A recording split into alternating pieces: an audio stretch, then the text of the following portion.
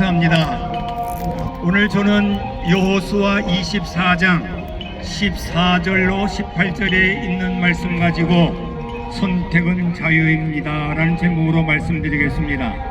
우리 15절의 말씀을 보면은 이렇게 기록하고 있습니다. 만일 여호와를 섬기는 것이 너희에게 좋지 않게 보이거든 너희 조상들이 강 저쪽에서 섬기던 신들이든지 또는 너희가 거주하는 땅에 있는 아무리 족속의 신들이든지 너희가 섬길 자를 오늘 택하라. 오직 나와 내 집은 여호와를 섬기겠노라. 이렇게 말씀하셨습니다. 이렇게 말씀할 때 이스라엘 하나님의 백성들은 우리는 여호와 하나님만 섬기겠습니다.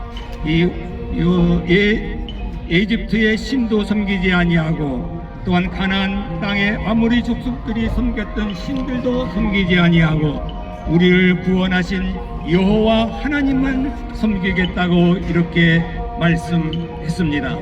그렇습니다.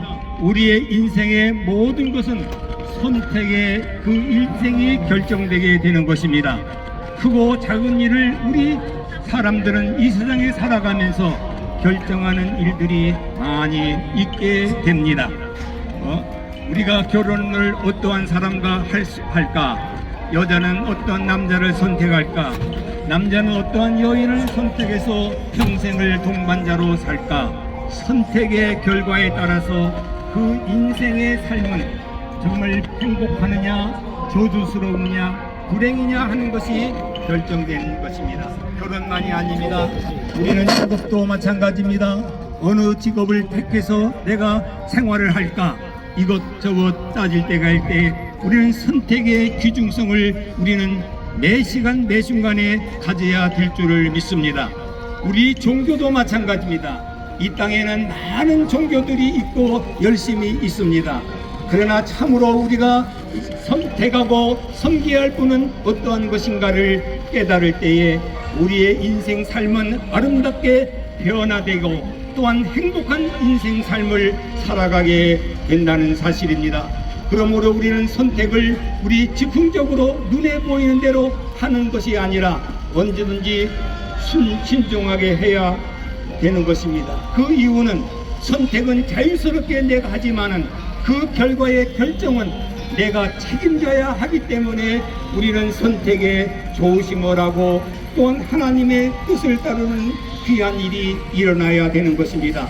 우리는 창세기 3장 그 1절로 15절에 있는 말씀을 보면은 선택에서 우리 하나님께서는 아담에게 에덴 동산의 중앙에 있는 선과 악이라는 생명의 나무의 열매를 따먹지 말라 했습니다.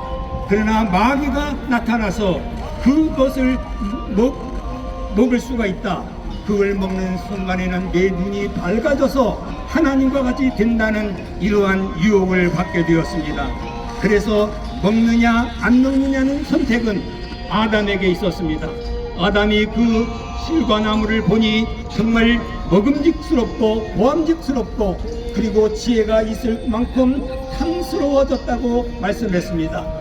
그러나 그 열매를 하나님께서 먹지 말라고 하는 그 사실을 먹는 순간에 행복이라고 하는 에덴 동산에서 모든 복을 버리게 되었고 잃어버리게 되었고 남자인 이마에 땀을 흘려야 되며 가시 같은 어려움을 찔림을 받고 고생길을 갖게 되었고 여인들은 해산에 수고를 하여야 되는 아픔이 있었던 것입니다.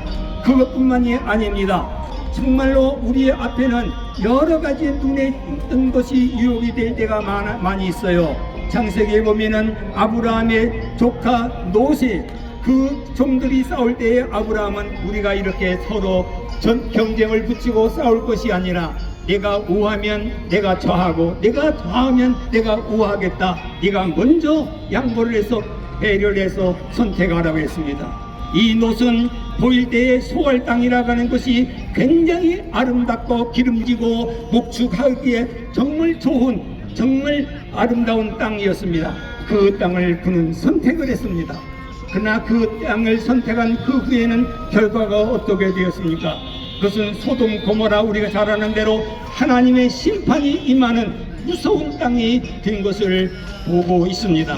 참으로 오늘 우리 한 분 한 분들이 정말 선택이라고 하는 것을 귀하게 여겨야 됩니다.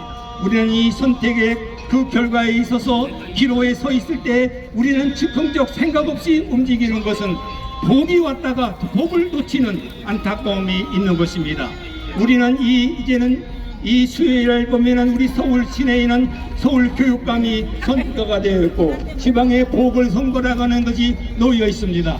우리 모든 대한민국 국민들은 참으로 선택을 잘하여야 내 자신의 정행복과 유익이 있으며 이 나라의 부강이 있다는 것을 알게 됩니다. 이 선택의 하나하나는 참으로 내가 선택하는 것은 자유이지만은 책임은 우리에게 있습니다. 또 한 번 오늘 우리들에게서는 이 성경에 보면은 이 빌라도가 예수님 앞에 있을 때에 그 부인이 말했습니다. 이 빌라도에게 재판장인데 이 예수님은 죄가 없는 분이니 제2 직분을 놓아주라. 왜냐하면 그 오순절 안에는 어떠한 죄인도 내줄 수 있는 하나의 내려오는 관습이 있었습니다.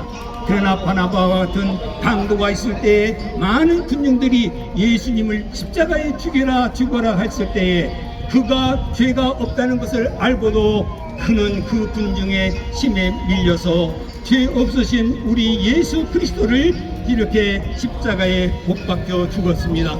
그러므로 오늘 기독교의 수많은 수세기에 거쳐 나오면서도 빌라도의 고난을 받아 예수님이 죽었다고 우리 기독교인들은 빌라도를 이렇게 정죄하고 안타깝게 여기는 것입니다. 오늘 우리는 이런 모든 우리 앞에 놓여 있는 선택 하나하나가 내 생명과 내 부여와 내 생활에 직접 관계가 된다는 사실을 알고 저는 이 사실에서 정말로 우리가 조심해야 될 일을 몇 가지 제시하고자 합니다.